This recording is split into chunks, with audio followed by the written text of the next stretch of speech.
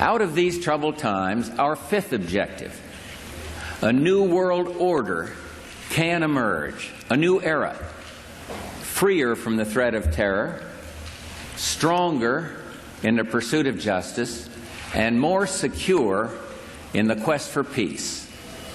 An era in which the nations of the world, East and West, North and South, can prosper and live in harmony.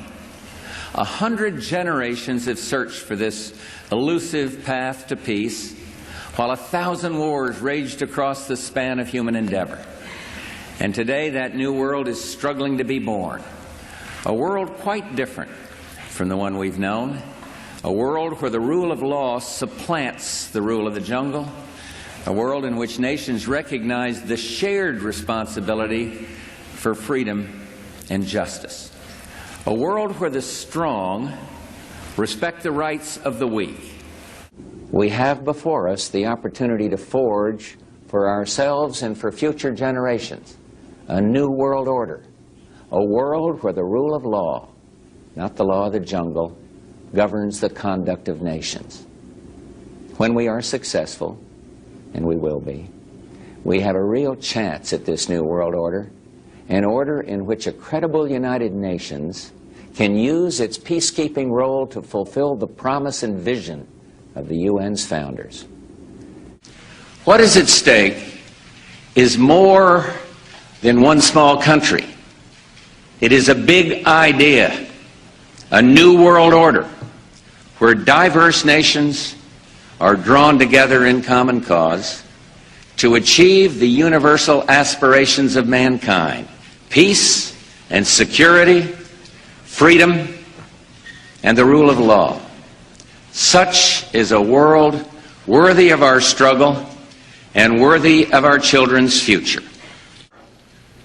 Now we can see a new world coming into view. A world in which there is the very real prospect of a new world order. In the words of Winston Churchill, a world order in which the principles of justice and fair play protect the weak against the strong. A world where the United Nations, freed from Cold War stalemate, is poised to fulfill the historic vision of its founders. And that's why I wanted to speak to you today about the new world taking shape around us, about the prospects for a new world order now within our reach. In the coming weeks, I'll be talking in some detail about the possibility of a new world order emerging after the Cold War. But today, I want to discuss another aspect of that order. You see, as the Cold War drew to an end, we saw the possibilities of a new order in which nations work together. It refers to new ways of working with other nations to deter aggression and to achieve stability. As old threats recede, new threats emerge. The quest for the new world order is in part a challenge to keep the dangers of disorder at bay. We must build on the successes of Desert Storm to give new shape and momentum to this new world order. Only when this transformation is complete will we be able to take full measure of the opportunities presented by this new and evolving world order. The new world order really is a tool for addressing a new world of possibilities. This order gains its mission and shape not just from shared interests, but from shared ideals. The President George Bush has talked time and time again about the new world order, and this is the best chance to begin to establish the new world order. And that's why the stakes are so high. From 1945 and the end of the war through 1989 and the end of the Cold War, we had a worldview. Republican and Democratic presidents alike, from Harry Truman to George Bush, stood for freedom and stood for certain propositions that would make America strong and healthy and grow the middle class and shrink poverty and stand against communism. And after 1989, President Bush said, and it's a phrase that I often use myself, that we needed a new world order, and instead it looks like we got a lot of disorder. And we still, and after 9/11, we've been more sensitive. But it is the awareness itself that will drive the change. And one of the ways it will drive the change is through global governance and global agreements. Now, much has been said by the Secretary of State and others about a new world order, about a defining moment in history. I have no doubt about the potential of this moment to be defining in terms of history, but that definition can be negative as well as positive. And how negative or positive it will be will depend on what kind of new world order we really create. Can it truly be said that the United States of America, trading off better treatment to China for an abstention on a vote, cozying up to Syria with its record of support for terrorism, or making promises to other countries in exchange for a hold your coat, you go ahead and take the risks and casualties endorsement, can it truly be said that these create a new world order? Can it really be said that we're building a new world order when it's almost exclusively the United States who will be fighting in the desert? Not alone, but almost. Displaying pride and impatience and implementing what essentially amounts to a Pax Americana. Is that a new world order? Can it really be said that this is a true new world order when it lacks a true United Nations collective security effort with the full measure of international cooperation and burden sharing which that should carry? With the end of the Cold War, Henry Kissinger pointed out in his superb book on diplomacy, he said, "None of the most important countries which must build a new world order have had any experience with the multi-state system that is emerging. Never before has a new world order had to be assembled from so many different perceptions or on so global a scale. Nor has any previous order had to combine the attributes of the historic balance of power system with global democratic opinion and the exploding technology of the contemporary period." That was written in 1994, and it may be even more relevant today. As I've told you before, because I love it so much, they also created the Great Seal of the United States. And that Great Seal of the United States has on it, Novus Order Seclorum, a new order for the centuries, for the ages, forever. There is a chance for the President of the United States to use this disaster to carry out what his father, a phrase his father used, I think, only once, and hasn't been used since, and that is a new world order. During the conflict with Saddam Hussein, which he handled so superbly in a short-term sense, but he kept talking about a new world order. And then President Bush, at the end of that war, promised he would give 4 graduation addresses, 4 commencement addresses, describing that new world order and what America's role was going to be in it. It turned out he gave one of those addresses and canceled the other 3 and talked about something else. That's what, because they weren't. And this present window of opportunity, during which a truly peaceful and interdependent world order might be built, will not be here for too long. You believe deeply in your system, and we believe just as deeply in our system. It is not our common beliefs that have brought us together here, but our common interests and our common hopes. The interest that each of us has to maintain our independence and the security of our peoples, and the hope that each of us has to build a new world order in which nations and peoples with different systems and different values can live together in peace, respecting one another while disagreeing with one another, letting history rather than the battlefield be the judge. It's past the point of talking. We know historically that the global governance the sort of agenda to these issues is very hard to try and, with all the best intentions, it's very hard to actually activate. We're seeing that right now. We're seeing a lot of fragmentation going on in Copenhagen, a lot of different agendas pulling in different directions. And the closest we came to the dream was when we were doing THX and everybody was writing their scripts. Everybody was hanging out at the pool table drinking cappuccinos and waxing philosophically about the New World Order and everything. Type 1 civilization is a connected civilization, a single global culture, a single global language, global communication, global politics. We see this beginning now. We see it emerging all around us.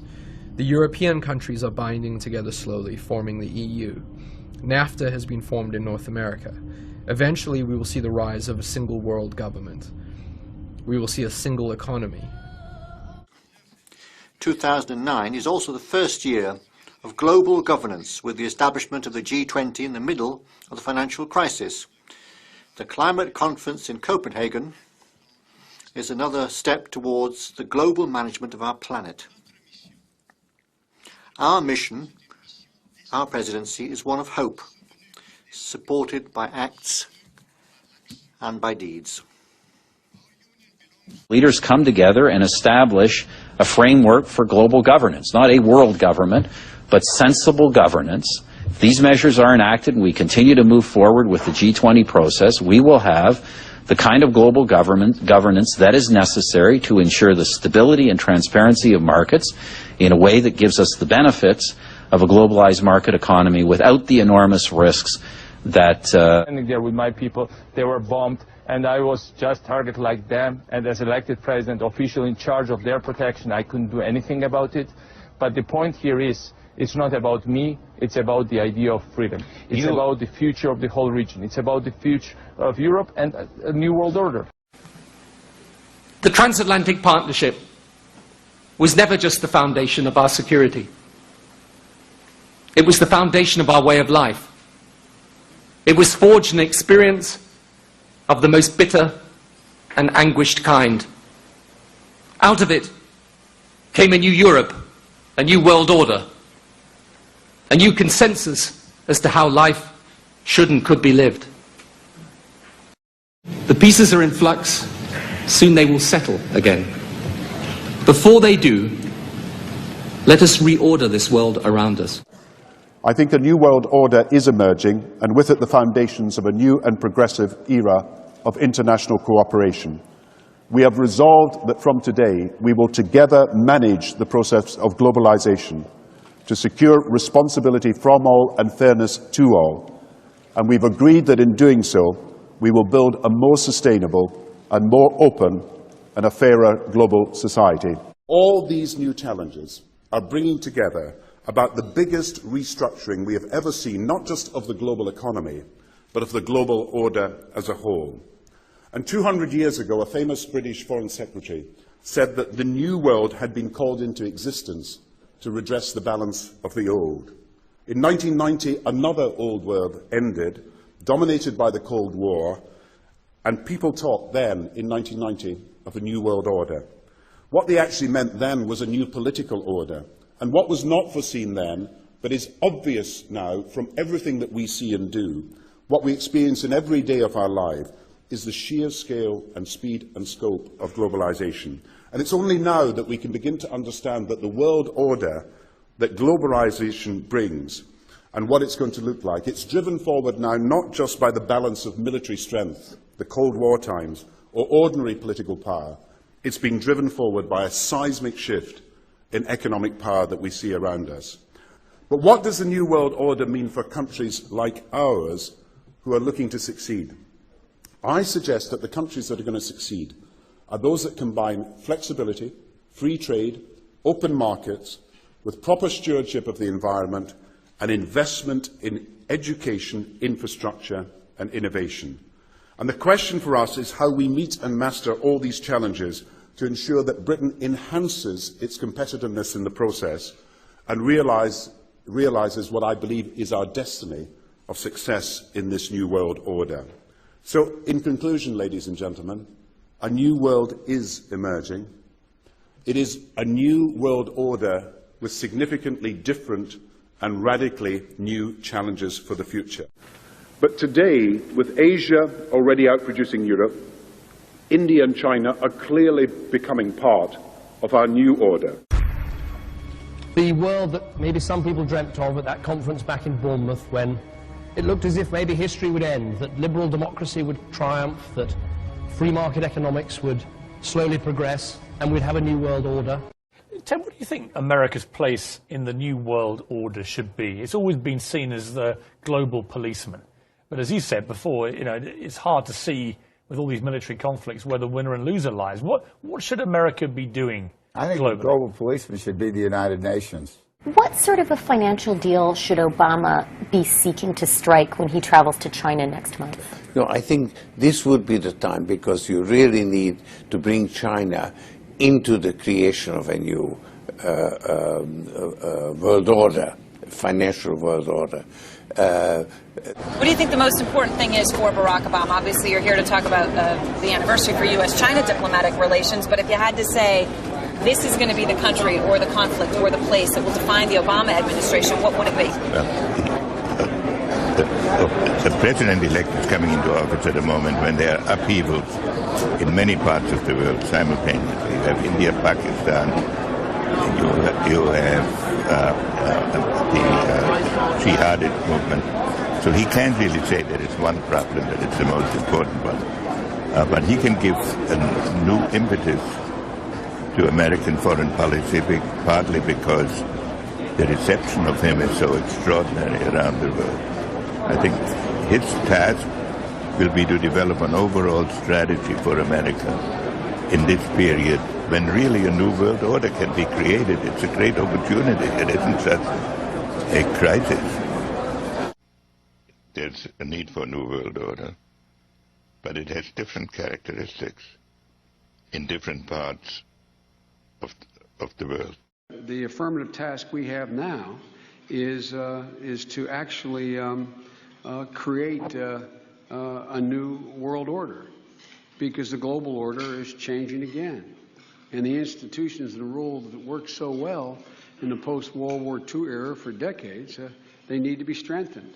The way we're going to win over the long term is not just militarily. We've got to win over hearts and minds. And what that means is we've got to invest in countries that have no educational infrastructure, have no means for young people to get ahead. We've got to give them a stake in creating the kind of world order that I think all of us would like to see. I mean, there is a conflict about what the mission is. The United States says a Gaddafi must go.